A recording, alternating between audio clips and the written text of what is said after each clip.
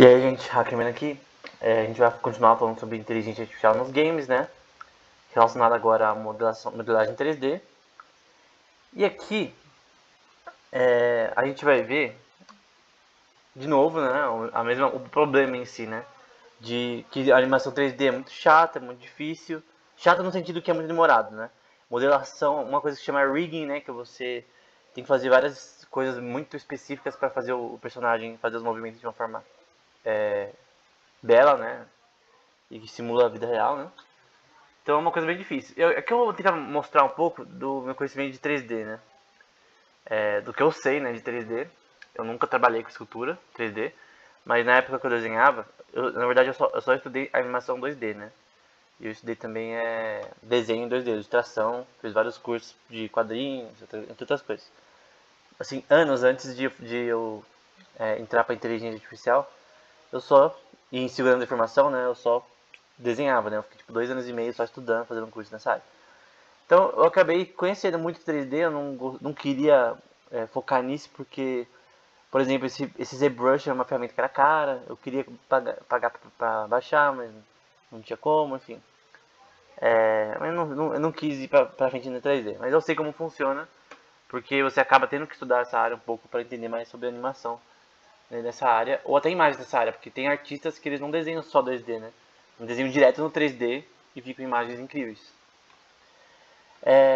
Então esse aqui é o ZBrush, então dá pra ver algumas imagens, né, feitas no ZBrush. O ZBrush é uma ferramenta de modelagem. Então você basicamente compra, por exemplo, o tablet digital, não sei se vocês conhecem, e você pode modelar usando tipo pincéis.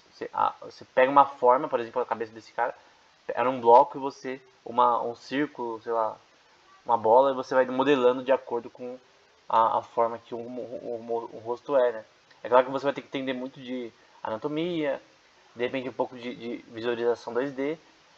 Talvez muitas das pessoas que são do 3D foram do 2D antes, talvez. Enfim, é que nem você modelar na vida real, só que muito mais fácil, né? Você tem todas as ferramentas possíveis e imagináveis que você usaria numa escultura num software muito mais simples. Você consegue adicionar cor, essas coisas.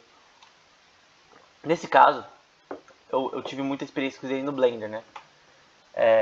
O Blender também é uma ferramenta 3D. Então, quando eu tinha a minha mesa digital, você vai ter ali em cima e ali embaixo, né? Várias brushes, né? Brushes é tipo pincéis, né? Pincéis de escultura, ferramentas de escultura.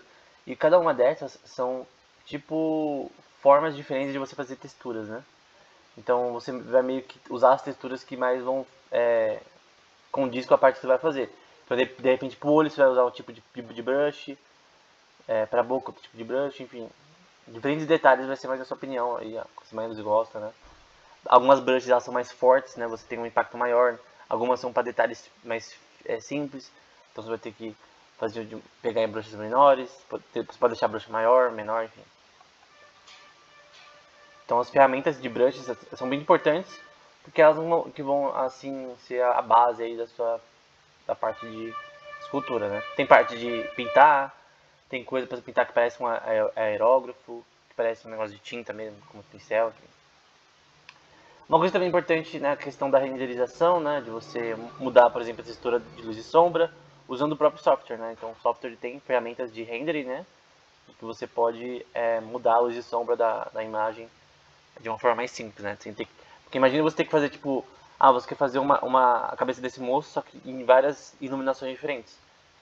Pô, o programa ele pode te permitir fazer isso automaticamente, né? Você só faz a imagem assim, depois você consegue adicionar luz e sombra através do software, né? Em vez de ter que fazer mão a mão cada um, né? Então seria muito tempo tomado, né? Eu vou só mostrar algumas imagens do próprio site do ZBrush, que ele disponibiliza da galeria deles, né? Então eu vou mostrar algumas imagens 3D. Todas as imagens aqui são 3D. Todas. Sem exceção. Essa imagem, ela não é feita... Ela poderia ser feita através de técnicas 2D, de pintura digital, com certeza. Dando um pouquinho de trabalho, mas normal. Esse tipo de realismo. Mas dá pra ver que o mesmo realismo que você consegue chegar com a pintura 2D, você consegue também com a escultura 3D. Nesse caso, de novo, mesma coisa, você consegue chegar nesse mesmo nível de realismo usando pintura 2D.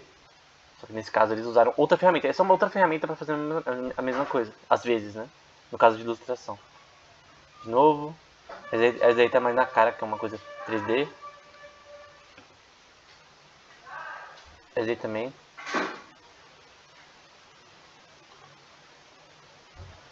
Esse aí que parece meio que Coringa na vida, né?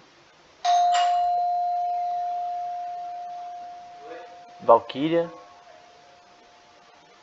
Então, essa daqui, nesse caso, tá com uma cor diferente, né? É só uma textura pra você primeiro fazer a luz e sombra, né? Pra depois adicionar a cor. Normalmente é assim que eu aprendi no 2D. Primeiro você faz a parte grayscale, né? Que é o preto e no branco, né? Pra depois você passar a cor. Se você ver o canal do Cycra, por exemplo, que é de pintura digital, ele normalmente ensina isso. Você primeiro pega uma pintura totalmente em preto e branco, né? Você vai adicionando a luz e sombra para depois adicionar a cor, que é muito mais fácil de você pintar, porque você já pinta direto. Você não precisa fazer a luz e sombra de novo, porque a luz e sombra já está ali.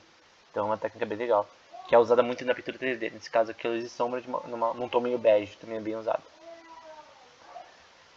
Esse Joaquin Phoenix, né, em 3D, dá pra perceber que é 3D, mas dá pra ver que é uma imagem bem assim, bem feita, enfim. Dá pra ver o efeito do cabelo e tudo. Então, não é uma coisa tipo, você pensaria, nossa, uma imagem 3D ia ser uma coisa estática.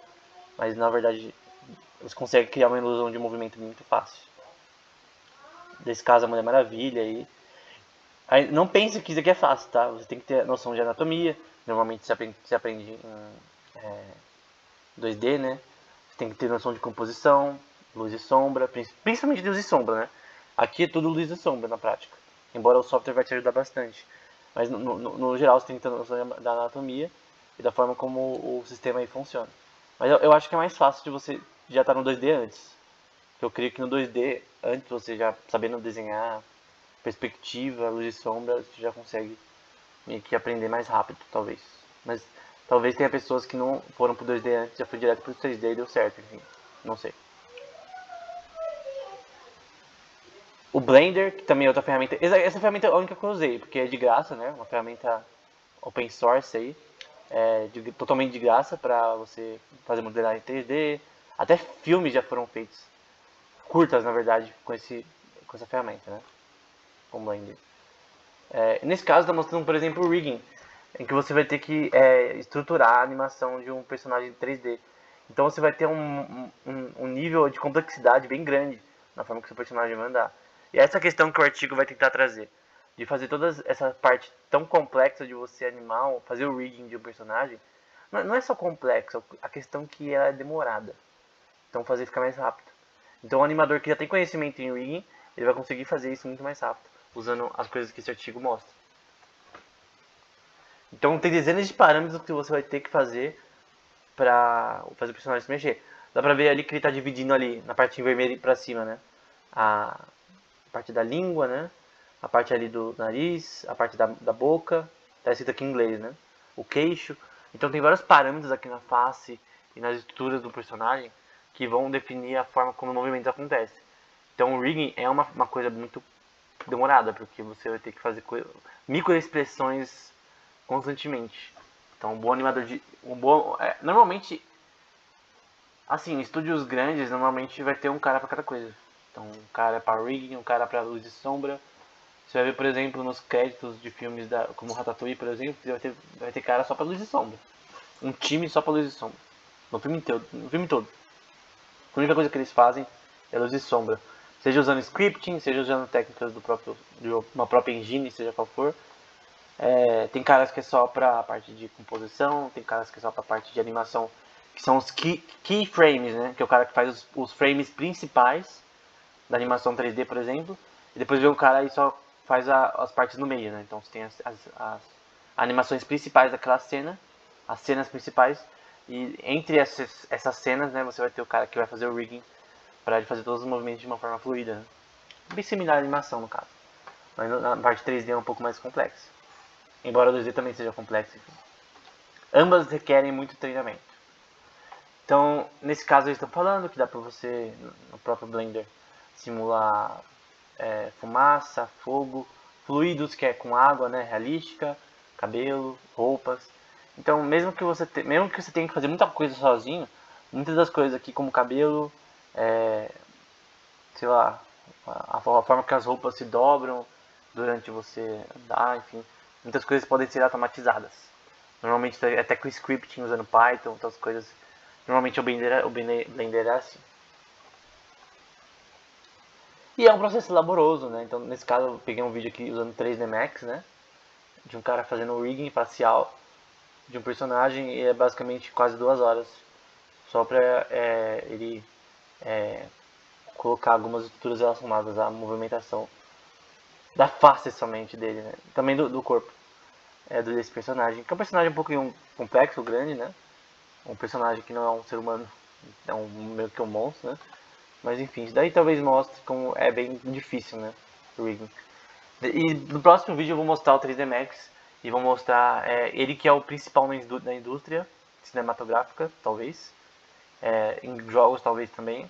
Normalmente, na época que eu estudava desenho, normalmente o que os empregos pediam mais na Blizzard, seja em estúdio, não só a Blizzard. Assim, todos os estúdios que eu via, Illumination, DreamWorks talvez, estúdio de games, normalmente quando era um trabalho de 3D, para modelagem 3D, eles pediam conhecimento de 3D Max. Então, essa aqui é a principal ferramenta do mercado. É que o ZBrush não é para animação, ele é mais para ilustração 3D, né? Eu acho que o ZBrush nem dá para fazer animação. Enfim, você pode pegar um modelo do ZBrush talvez para transportar para dentro do 3D Max, enfim, sei lá. Mas o 3D Max é o principal. E no próximo vídeo eu vou falar sobre ele.